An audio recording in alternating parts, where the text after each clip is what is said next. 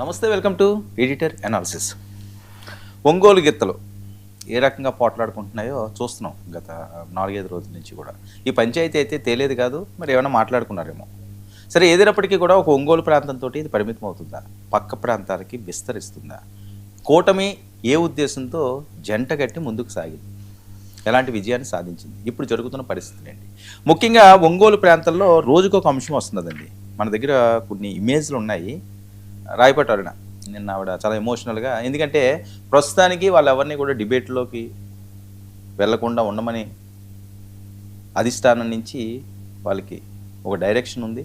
అలాగే వీడియోలు కూడా పెట్టొద్దు, కొన్ని రోజుల తర్వాత మేము అధికార ప్రతినిధులు ప్రకటిస్తాము, అప్పుడు పెట్టండి అన్న.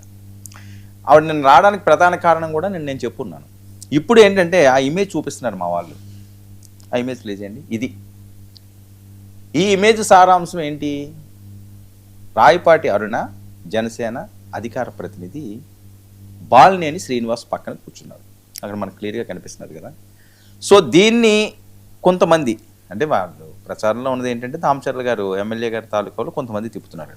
కొంతమందిలో అంటే ఎవరెవరో చిన్న చిన్న కార్యకర్తలు కాదు, సాక్షాత్తు పిఏ ఆయన పర్సనల్ ఎవరైతే ఉంటారో అసిస్టెంట్, ఆయనే ఒక పోస్ట్ చేసి దీనికి ఇంకా ఆజ్యం పోస్తున్నారని చెప్పి సోషల్ మీడియాలో జరుగుతున్న చర్చ.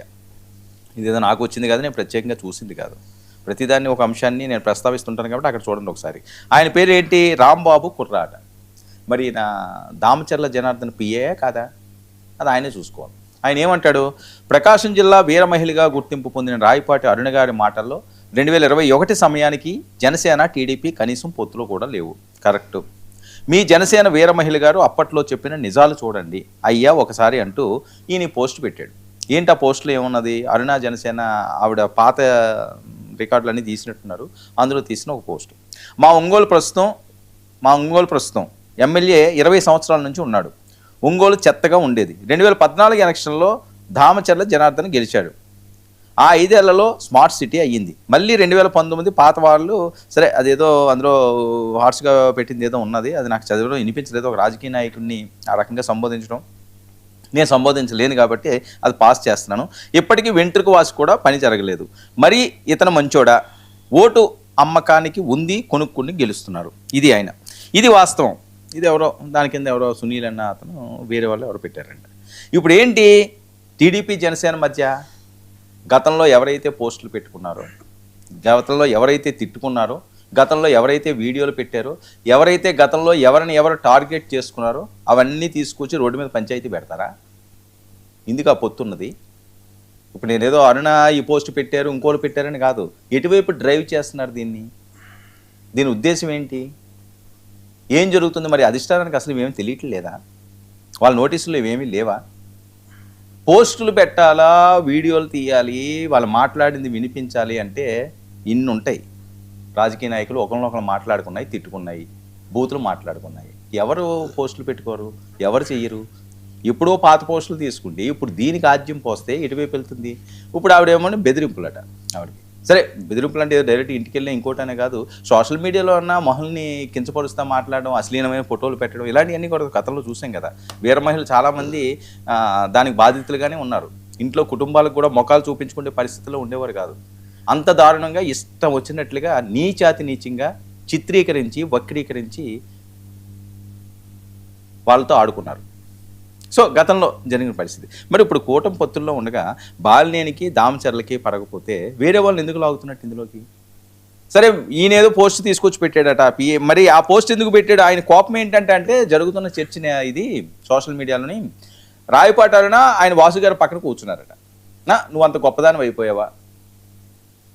నువ్వేంటి అంటే దామచర్ల గారి మీద వ్యతిరేకంగా ఆయన సాయి మాట్లాడితే ఆయన పక్కన నువ్వు కూర్చుంటావా?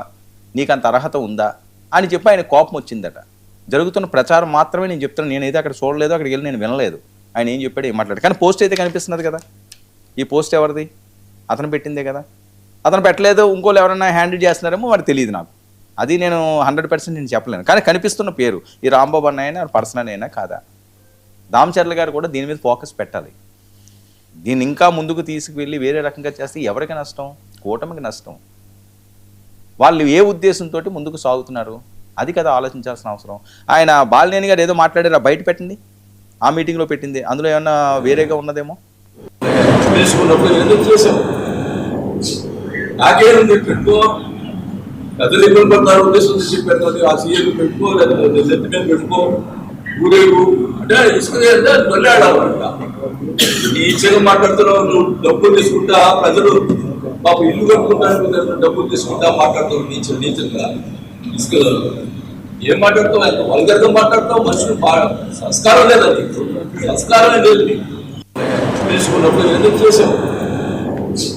నాకేముంది పెట్టుకో, పెద్దలు ఇబ్బంది పడతారు ఉద్దేశం చెప్పారు. ఆ సీఎం పెట్టుకో, లేదా నెత్తి మీద పెట్టుకో, ఊరేగు అంటే ఇసుక దొల్లాడాలంట. నీచగా మాట్లాడుతున్నావు. ఇదండి ఇప్పుడు ఆయన ఏం చెప్తున్నాడు. ఓకే, దీనికి లింక్ ఇక్కడ ఉందా? సరే, ఇది ఆయన మాట్లాడేది ఏంటంటే వాళ్ళ పిఏ అట. వాళ్ళ పిఏ గారు ఎక్కడ వల్లూరో ఏదో వెల్లూరో, నాకు ఆ పేర్లు తెలియదు కరెక్ట్గా.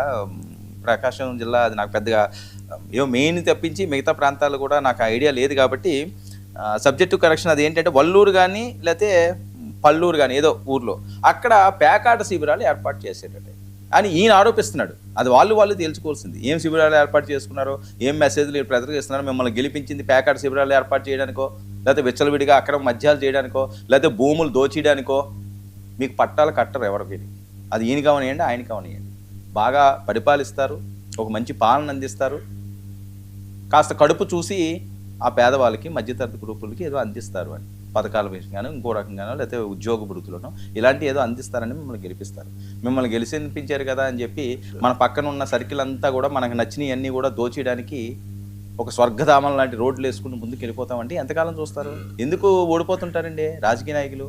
కంటిన్యూగా ఎందుకు ఉండలేరు? ఎక్కడెక్కడో జరుగుతుంటాయి అంతే. అవి ఓ 4 సార్లు 5 సార్లు 6 సార్లు గెలిచారన్నది 175 నియోజకవర్గాల్లోని ఎందుకు 4-5 నియోజకవర్గాల్లోనే 4-5 సార్లు గెలాలి? మిగతా అన్ని నియోజకవర్గాల్లో కూడా వాళ్ళు కంటిన్యూ గెలవచ్చు కదా. ఎందుకు గెలరు? ఎందుకు మార్పు వస్తుంటుంది?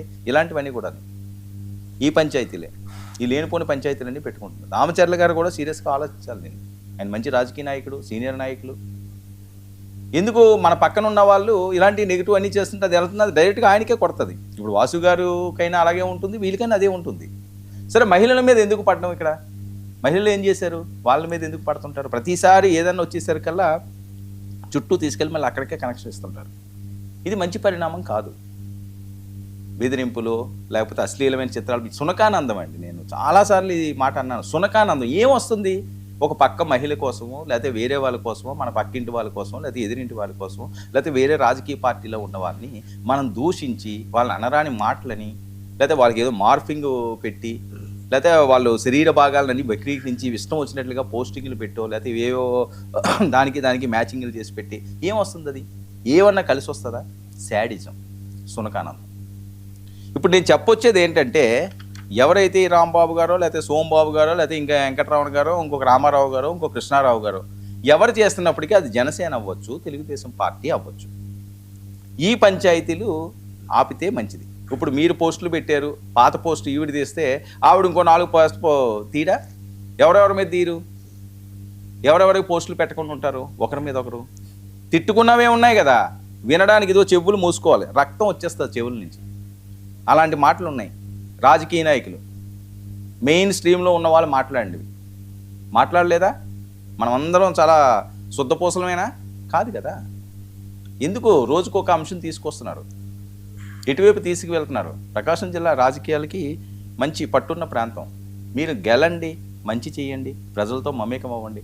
ఆడవాళ్ళలాగో, లేకపోతే రాయపాటాలనో, లేకపోతే ఇంకొకరినో నేను రాయపాటాలనా అని అంటలేదు. ఎవరినన్నా సరే, వేరే నియోజకవర్గాలన్నా సరే, మహిళలు ఎందుకు లాగుతారు? వాళ్ళు ఎన్ని కష్టాలు పడితే ఈ స్థాయికి వస్తారండి? ఎవరన్నా ఏ మహిళన్నాని సామాన్యంగా వస్తాయా? ఎవరికి ఏ మహిళని ఆదరించరు. అందులో ఇలాంటి బ్యాక్గ్రౌండ్ నుంచి వచ్చిన వాళ్ళు అస్సలు ఆదరించరు. అంటే ఎన్నో ఆటుపోట్లు తినాలి, ఎన్నో అవమానాలు పడాలి. భర్త, అత్తమామలు, చుట్టుపక్కల వాళ్ళు వీళ్ళందరూ ఏవేవో మాట్లాడుతుంటే అశ్లీలమైనవి అవన్నీ ఫోటోలు అవన్నీ వాళ్ళు చూస్తుంటుంటే ఎంత రగిలిపోయి ఉంటారు మహిళలు. దానికి బెదిరింపులు ఏంటి? ఆడవాళ్ళ మీద ఏంటి ప్రతాపాలు? వేరే రకంగా చూపించుకుంటే బాగుంటుంది ఏ రాజకీయ నాయకులు అనేప్పటికీ కూడా. నేను ఈ అంశమని చెప్పట్లేదు, నేను మళ్ళీ రిపీట్ చేస్తున్నాను. నేను ఒక రాయపాటి అంశమని చెప్పట్లేదు. ఎందుకు ఈ చర్చ చేస్తున్నారు? ఎందుకు రచ్చ చేస్తున్నారు? ఏం సూచిస్తున్నాయి ఇవి, ఈ పోస్టులు? ఇప్పుడు జనసేన వాళ్ళు ఊరుకుంటారా? వాళ్ళు అసలు ఊరుకోరు. వాళ్ళకి లేవా సోషల్ మీడియా హ్యాండిల్స్? కుమ్ము వదిలేస్తారు. వాళ్ళు కానీ రోడ్డు ఎక్కితే తట్టుకోవడం కష్టం ఎవరికైనా సరే. అది గతంలో చాలాసార్లు నిరూపితం అయింది. ఇప్పుడు మళ్ళీ అలాంటి పరిస్థితులకి తీసుకువెళ్తారా? ఇక్కడితోటి దీన్ని ఆపుతారా? దామచర్ల గారిని, అలాగే బాలినేని గారిని, చంద్రబాబు నాయుడు గారు, పవన్ కళ్యాణ్ కాదు. మీరు చేసే తప్పులన్నీ కూడా రోడ్డు మీద విప్పమని కాదు. తప్పులు చేయకండి ఫస్ట్, దాన్ని మళ్ళీ బహిరంగంగా పెట్టుకుని మీ పరువులు మీరు తీసుకోకండి. రాజకీయంగా ఒక రాంగ్ మెసేజ్ వెళ్ళనివ్వకండి. ఈరోజు అది ఒంగోలు వరకు ఆగదు. వాళ్ళు మాట్లాడుకున్నారు కదా డైరెక్ట్గా, మనం ఎందుకు మాట్లాడకూడదని రేపు చిత్తూరు నుంచి ఒకళ్ళు లెగిస్తారు, కడప నుంచి ఒకళ్ళు లెగిస్తారు, శ్రీకాకుళం నుంచి ఒకళ్ళు లెగిస్తారు, గుంటూరు నుంచి ఒకళ్ళు లెగిస్తారు, లేకపోతే ఇంకో బందర్ నుంచి ఇంకొకళ్ళు లెగిస్తారు. ఏమవుతుంది అప్పుడు? విస్తరైపోద్ది, చిరిగిన విస్తరైపోద్ది. ఆ పరిస్థితులు తెచ్చుకోకుండా ఈ రకంగానే ఒకళ్ళు మనం గతంలో విమర్శించాం కదా వైఎస్ఆర్సీపీని, వీళ్ళు ఇలా చేస్తున్నారు, వాళ్ళు అలా చేస్తున్నారని. ఇప్పుడు అవన్నీ మనకి చెందుతాయి కదా. మనకి చెందవా? మనకి చెందుతాయి. ఏ రాజకీయ పార్టీకైనా సరే. వైఎస్ఆర్సీపీని వీళ్ళు అలాంటి వాళ్ళు, వీళ్ళు ఇలాంటి వాళ్ళు, ఇది చేస్తున్నారు, అది చేస్తున్నారు అంటున్నారు. ఇప్పుడు మీరే విమర్శించుకుంటున్నారు, మీరే పార్టీలోని. సో దొందే అని ప్రజలు అనుకుంటారు. దీనివల్ల మీకు కలిసి వచ్చేది ఏంటో తెలియదు. వాళ్ళకి మాత్రం పైన ఉన్న వాళ్ళు, సఖ్యంగా ఉన్నవాళ్ళు, వాళ్ళకి ఇదంతా తలనొప్పులు, శిరోభారంగా మారుతున్నాయి. సో మహిళల జోలికి దయచేసి వెళ్ళకండి.